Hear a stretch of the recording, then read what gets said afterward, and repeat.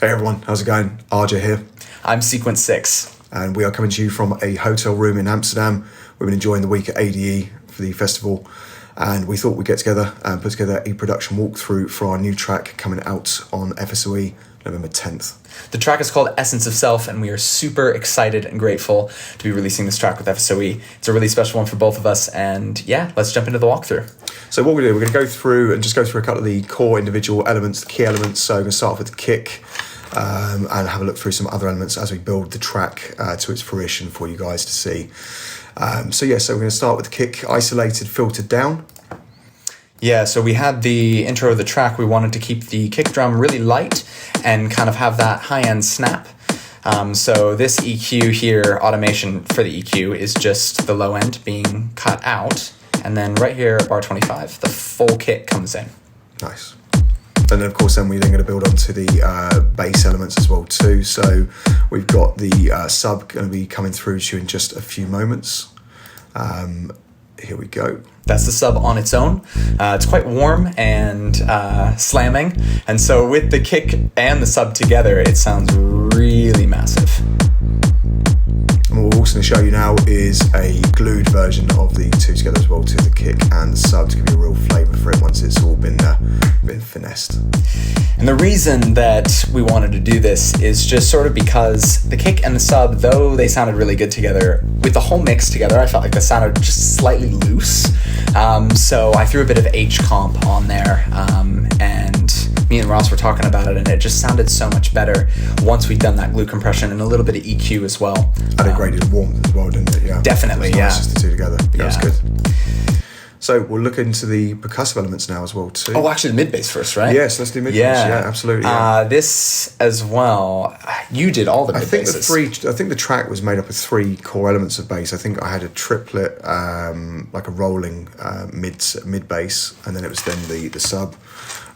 With a further layer of triplet mid bass as well too, to really just fill those frequencies out as well too. So hearing the stem on its own, you can tell there's so much texture, which I feel like you're really good at. Thank you. The textures in your bass lines are really cool.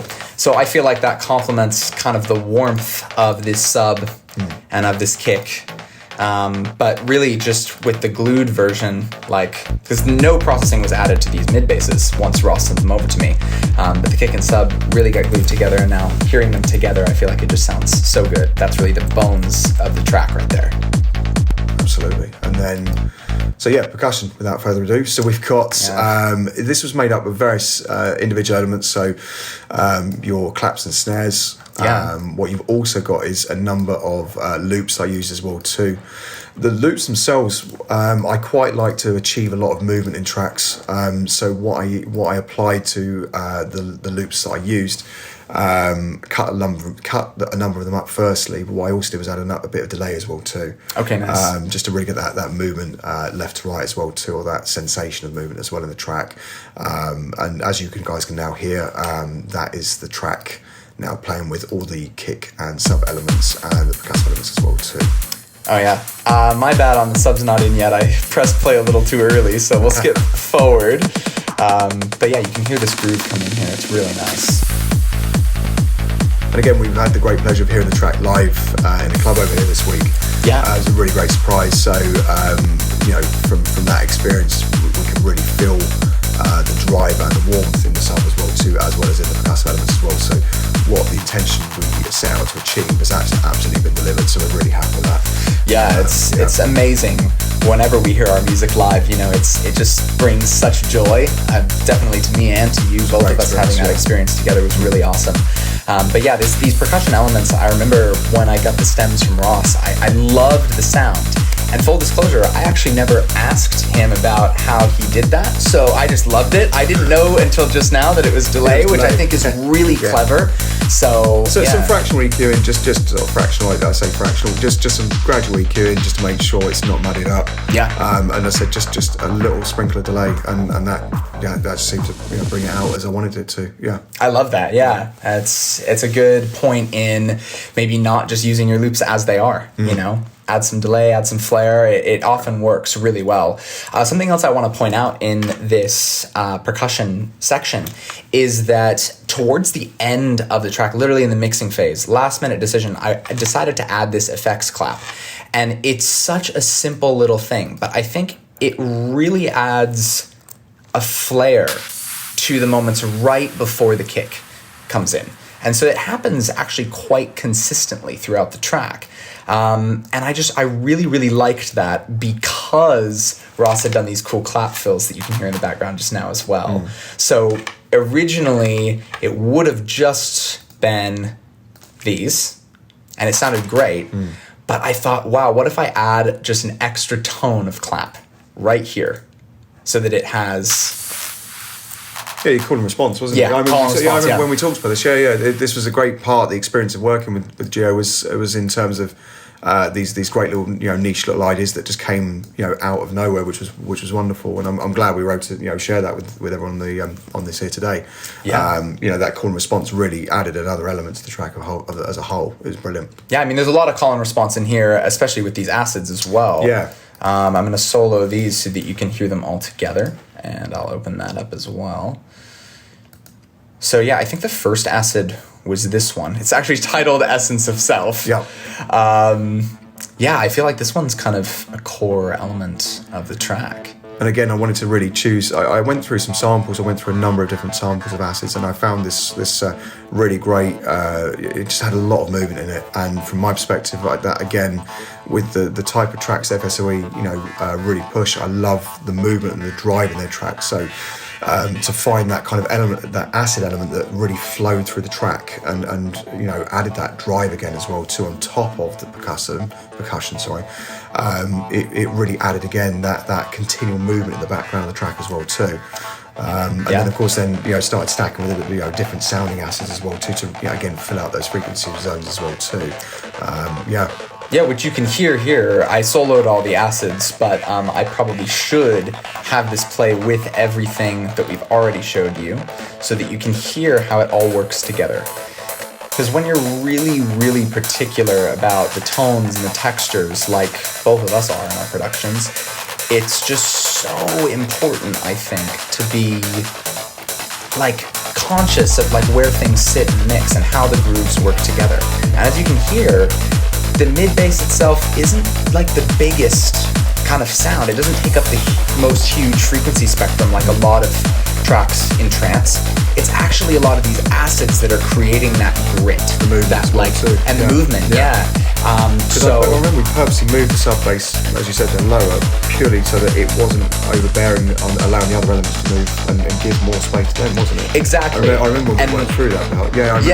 And a question that I know I would have if I was watching this and I was a producer starting out is what you mean by lower. And I remember it's specifically about rolling off a little bit more on the top end of the sub and the mid of the sub. So I'll jump to that real quick if that's cool with you. Let's do it. On the processing of the sub, it's here, and as you can see, we rolled off at 375 by 12 dB per octave, and it's just that there was a lot of energy up here, and that energy was being occupied by the acids, so we just don't need it. Yeah. So if you don't need it, cut it out. Yeah, give that breathing space, and it delivered exactly again what we were looking to achieve with it. So it was really great. And again, the acids were really expressive as well too. And again, I wanted, and I said to you, I wanted them to come through in the mix as well too. So again, with his additional expertise around the cueing side of things, which was phenomenal, it really allowed both elements to get that breathing space, and they then of course delivered what they both delivered in the track, and then to create the whole piece as it were.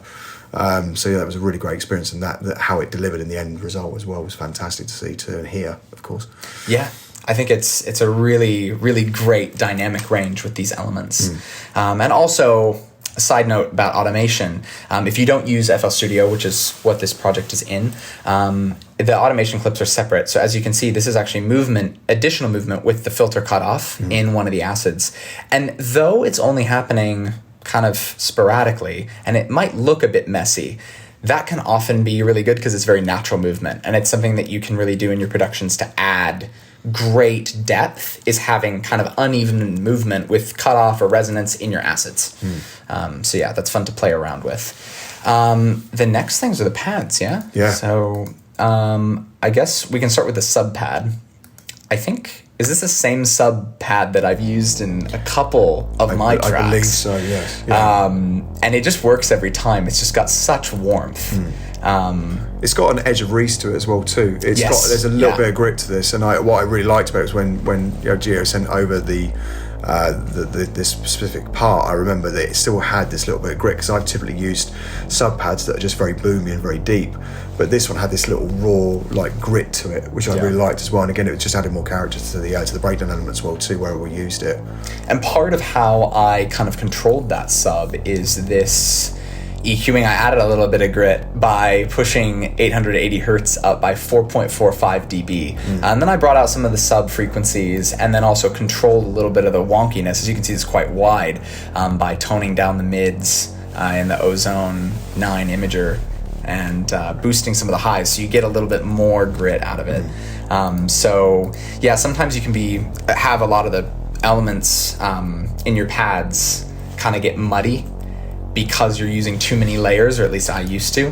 But now I occupy a lot of that mid space with the sub pad. Definitely less is more, isn't it? Yeah. That's something I've come to really, come to grips with over time, is that, sometimes I used to just put 4 or 5 different samples of layer, and of pad, and it was just, like you said, it just cooks, it overcooks. And it's just like mud, and then you're forever cutting off EQ, and it just gets messy. So less is more. Yeah, definitely. Yeah, and then moving into the other pads here, these are so beautiful, and they're very simple. Like with the sub pad itself, you can hear how warm all of this is, and I don't remember how many layers this is. This is 3 layers, but they're all quite different. And I think that's just what makes it work. Minimal processing, different frequency ranges, various different levels here, as you can see. And they all work together to create this gorgeous, like anthemic, symphonic, really symphonic. Yeah, it really does, really gel well together. And again, like you said, with the different frequency zones targeted, it again, has drawn out what you're looking to draw out in it as well too. It's come together beautifully, very symphonic. Yeah, and I mean, the harmonies themselves are quite simple. If I open up the MIDI, you can see there's not that much. It wasn't overly complex. No, it wasn't at all. No. I think just keeping this simple, keeping it emotionally gripping, but also somewhat repetitive, was really nice. Yeah. And these just repeat. They're the exact same MIDI pattern on all 3 layers. Not even different octaves on this itself. In the synths, there was probably a little bit of difference, but yeah, I mean, pretty simple stuff. And then we have our beautiful melodic components. Yeah. This is kind of an acidish one here, right, Ross? We did, when you sent that over to me, I thought it was so cool, this sound specifically. If I remember rightly, this was a Spire acid sound. It could have been a pluck, and it was quite literally, I just create like a MIDI. I just created like a single line melody of it, and again, it just created this great drive as well too, which was perfect. So from complete honesty, I can't remember if it was Spire. I think it was Spire. I think I pronounced it. I think a lot of the stuff in this track is Spire for sure. Spire sample. It was. I believe it was a Spire. I was using Spire on that one. So yeah, I'm sure it was. Yeah. Yeah, and all the leads in this come from Spire as well, which we'll get to in a minute. But this sound is so special for the track. You can see that it loops along almost the entire time. The only section it's missing is the breakdown. And it works so well texturally, again, with these amazing intro plucks that Ross wrote as well. I know those came from Spire. Those are definitely Spire. I was I need that pluck, dude. I love that. I'm gonna have to go dig into that, because I want to use it again. That was absolutely Spire. Yeah, and you can hear, if I go back and kind of have everything play together, you can hear how well all of these textures are working together. All of these elements that we've shown you so far are working together so seamlessly. Nothing's overbearing. It's intense in terms of wow, it's a banging record, but there's still this softness in the high end. Everything gets its presence as well too. Everything gets its presence. Yeah. And so these plucks are just so, they grip you instantly. Every time I've played this, I've played this in every set I've done for 6 months, I think. And every time the reaction as soon as these plucks come in is massive. People love it. I will find it too, I promise. I think you sent this to me, I may well have done, but I have to find it myself. I'm gonna have to check. Reusing sounds is always good. I think it's amazing sounds. They're good sounds. Reuse them. But yeah, so those are the initial melodic components that come in. And again, I learned that really simple parts as well. I remember just sat at the keyboard, just trying a few different arrangements, and that I played it over and over, and eventually that was the final piece. Yeah. And I said again, it's not overtly complex, like we said with the chord structures. There, it's less is more simple. It literally was a lot more drawn back than I anticipated. It may well have been in the end production. So yeah, really straightforward again as well too. Yeah, and then the leads themselves, a lot of this is in stems because we were working back and forth because we weren't together physically when we were making the record. Because it was Zoom. You're in England, I'm in LA, so we were working on Zoom, bouncing stuff back and forth, processing a little bit here, a little bit there, and so it was really cool because when I came up with the initial pluck idea for these leads, I had, once we fleshed out the idea, 3 layers, and usually I wouldn't go over 3, but for some reason I did like quite thin layers on these leads, and then I ran them through some compression, some basic limiting and stereo width, and then Ross shot back the MIDI again with a textural layer. Again, you're so Spire good at again. Yeah, Spire every time. That was definitely Spire again. Yeah, and it just really enhanced the leads. So on like my initial leads, they sounded like this, which is really, really, really gorgeous. I mean, they're sounding beautiful. But there was something that both of us heard where they just weren't quite as big as they could be. And so I remember, I'll rewind, when you sent over that stem, additionally, there's just this lovely little flutter on top. And I was so happy to hear that. I was like, that completed those lead layers for me. It just rounded it off, and yeah, it was just that little snip on the top that just finished it. Yeah, it was good. It was great. Yeah, really happy with that. Yeah, so those all work together so well, and there's, as you can see, this says non-LFO, and then this one says LFO channel. It's because there's a side chain, but of course, you don't want the side chain in the breakdown where there's no kick. No, it would sound awful. You want to be super sweet. Yeah, you don't want that bumping and dumping. No, you want it nice and flowing up. Yep. No, so at this point, the only melodic components are the leads and the pads, but then this little synth loop comes in again, and it's just gradually kind of lifting that emotion. And I love that so much. So, that was really cool. And then on top of that, the piano melody that I wrote for this, it's so simple. Like, I'll open up this MIDI. Like, there's very little going on there. And there's some undulation here in the velocity just to make it sound natural. Like this note seems quite a bit louder, but that makes it sound human. And I think makes it more connective for people. Yeah. And that was really just to complement what we'd already created. And I think then we've got some effects as well here, some white noises and rises. We just wanted to add some additional elements as well to really. I've always maintained that within a track you want to try and incorporate various smaller elements to really capture that you want to really dig into someone's psyche, and you sort of keep throwing little things there that you can just about hear but not quite hear, and it just teases the brain into really engaging with the tracks further. So these really core little small hits and elements just add extra finesse to the track as well too. And again, of course, you can see the rises there and the downlifters there to really help the additional transitions as well too. What I really loved was when Gia sent the track back to me, and he'd done a bit of work around the start of the track, and he'd create this lovely the intro of it. The choir stem that I reversed. Yeah, it's for me. It's one of the core points of the track that I really like to talk to people about, because for me, and I'm sure for many of us, is a piece of music is a journey, and for me, this was like opening the first page of a book. The way it just crescendos into this opening piece.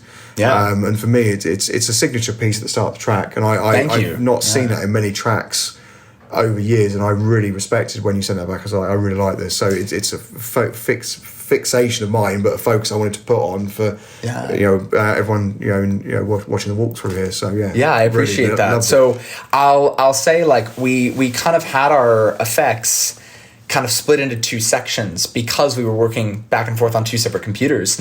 And so some of the effects I consider more atmospheric. So I grouped those here as atmospheric, and then these as like what was originally just crashes, but there's more than crashes in here. And so, like Ross was saying, the intro, the very beginning of the track, it's this little vocal stem. It's just a reverse vocal, and it sweeps up and then goes into these crashes that he had done here. And then as we moved further into the track, I just felt like, going into the main drop, we needed, some sort of riser. And when I do risers, I don't want to use them just once. I love reusing the same riser over and over again in the track because I really love like the more progressive stuff. And I've noticed the hypnotic, like hypnosis that you can get into if the same sound plays multiple times in the same kind of rhythm. So this riser and downlifter just happen kind of over and over again. And they're so pleasant. The reason that I wanted to solo all of this together and take out the other elements is because when I was younger in my production journey, I was like, I want to know what the ear candy sounds like on its own. So you can hear how soft all this is. You can hear those tones that really make the track have a lot of depth. Because a lot of this isn't very loud in the mix either. No. And again, you don't want to overcook with those elements either. You want them to, they are there to deliver what they need to deliver, but they're not there to take front presence. Exactly. And again, this was something as my production journey has continued, learning where certain elements have their place in the mix. And again, like you said, they're not front end. So, they serve the purpose. But interestingly, just as where we're getting to with the track in itself, what you're hearing now is that the vocal piece is coming through now. These weren't on Spire, these were from Splice. So I do use other platforms. Other platforms are available. So the sample bank Splice. I came across these for the life of me. I can't remember the name of the pack, but again, they just fitted the FSOE level style. I mean, we hadn't fixated on FSOE as the final label at this point, but again, as the track started to show itself in the work we'd done between us, it started to feel more naturally it would go towards FSOE. That's certainly our intention as we started to realise the sounds that we'd created. Absolutely. This vocal for me, when I found it almost put me into the FSOE thought process instantaneously, because I thought it just feels like their kind of thing. Absolutely. And then just from then onwards, it kind of started to take even more shape, didn't it? Because after Ross sent these here, which just hooked me immediately, I was like, dude, these are incredible. They're perfect. I dropped in this group of them here, and these are like, you can see there's a lot of kind of sweeps because these samples are quite long, if I remember correctly, and so I was like kind of condensing them and adding these other little vocal one-shots and drenching them in reverb to create this gorgeous pad to go underneath the pads, sort of. But again, we also had the call and response element. We did, there as well too, didn't we? For every vocal that Ross put, I put one, and then I feel like you put another, and then I put another. So it was like a stack of 4, as you can see here.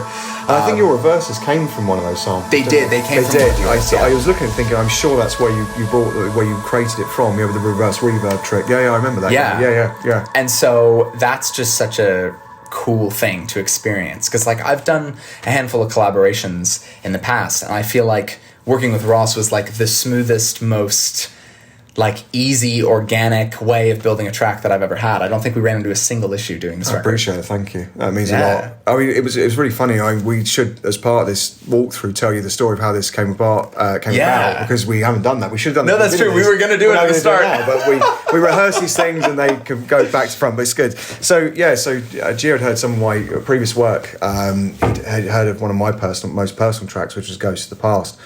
And he reached out completely out of the blue and said, would you like to collaborate? So I said, absolutely. I'd known of the Sequence 6 work, over a long period of time, and loved his work and jumped at the chance. So the agreement there and then on that Zoom call was made. And I remember I was sat in my home studio, and it was still quite nice summertime. so the light was still coming through the window, but eventually it got darker because what I realised, I sat there for about 4 or 5, 6 hours maybe, and I just built this track. Yeah. And then I sent it to Gio, and I was sort of second questioning myself, going, oh, I don't know if he's going to like this. I've only done it in about 4 or 5 hours. I just don't know. And I sent it to him, and he said, this is phenomenal. I just want to change the sub. And I went, yeah, that's fine. And then we over sessions and sessions, came to create what is now Essence of Self. Yeah, because the whole arrangement of the track was there when he sent it, but there was no chord structure yet. And so immediately when he sent the arrangement with these gorgeous vocals here and like some basic percussion, well, not basic percussion, all the percussion, some basic effects and all the percussion and so much laid out, I was like, I hear with those vocals, I hear these leads. So then I wrote the leads and sent that back. And then it was just organic from there. Like everything was on a Zoom call working back and forth for a few sessions. And I really don't think that we spent any more time when you sent over the breakdown, elements back over. I think we just spent maybe one session just going over it, and that was it. I don't really think we did much more on it at all. Yeah, the only other sessions were the 2 mixdown sessions. Yeah, because we did 2 2-hour mixdown sessions. Yeah, and the track just it kind of mixed itself for the most part, and I think like really feeling into that, like it's incredible. Like when I'll go back and I'll play everything together. And side note, if you've seen me muting these, it's just because when I bounced it, if you remember in the beginning, I showed you this is the glued version. So I want to make sure that it doesn't distort playing all of it at once. So I'll turn off the original kick, original sub, and then this stem itself will play, which is the fully processed version. And so every element together coming into this main section of the track, this build-up with these kick rolls and everything just kind of rising, everything's working together. And when this kicks in, you'll hear basically every element that we've shown you is playing at once. Like right now, that is all of it. And it's still crystal clear. And again, the other thing I experienced as well was when we got the opportunity to hear the track played live. For me, my first time hearing it was last night. Yeah. As I said, we had a great week at AD, and the sheer experience of hearing the track live was completely out of the blue. Someone in the club asked us for a track, and he said what keys it in, and lo and behold, it worked for what he was looking for. Yeah. So he got the track from Gio on a USB, ran it through a laptop in the green room, and then he managed to play it in a set last night. So for me, completely unexpected. I never hear it on a live system until I was out on another set myself, so I was able to sort of run it through on the finished version at home again. But hearing it live in a club was for me again was the real acid test. Was when it did kick, how well it resonated throughout the club. Wonderful experience, and it really did, as you said there, everything was so well balanced, and again I'm really pleased that we took the time with the mixdown as well too. Yeah. To really get it right. Yeah, and like I love mixing. Like it's something that I really enjoy doing, and like being able to really feel into that and be creative with like the heart and soul of the track. You have to choose what's going to stand out and what's going to kind of take a back seat. And this track, every single element is so important that I thought it might be kind of difficult to balance it, but it was so easy because everything kind of spoke to us as like, okay, this is back of the mix, this is front of the mix, this is like majorly important, and this, though it is majorly important, is a supporting layer for something over here, or something over there. Oh yeah, the discernment was, between us was really fluid. Like I said, in terms of the decision-making process, it literally was just back and forth fluid. Yeah. It was, there was, I think there was but one element in the track, I can't remember what it was, where we momentarily sort of questioned it and then went, no, it's not gonna work, fine, moved on. Yeah, it was just one atmosphere sample we ended up not using. Yeah. And I remember we were both like, this is cool, but like it's not adding anything. Yeah. And so we tossed it. And every other element of this track, like I don't think we did much questioning. It was all just organic, and that's part of why Essence of Self is the name. Like, we put ourselves into our music so much. Something I admire about Ross, and I know that Ross admires about me, is that like both of us are storytellers, we're songwriters, and so, you know, every single piece of music comes from a personal place, it tells a story. And as soon as I got on that call with you, I knew like this track is going to be part of ourselves, kind of melded into one. It was very personal. Yeah, it was. It really was, and a great experience. You know, really enjoyed the production process. It was very enjoyable. So couldn't be happier, bro. Could not be happier. Shall we do another? Yes, absolutely. Yes. All right. Well, thank you guys so much for watching this production walkthrough. We really appreciate it, and we will see you around the world somewhere very soon. Grab our single "Essence of Self" on FSOE on November 10th, and if you like what you heard, you can follow us on our socials. I am at Sequence 6 Music on all platforms. And I'm Arja DJ UK on all platforms as well too. Yes. Thanks for watching, guys. Much love. Cheers. See you soon.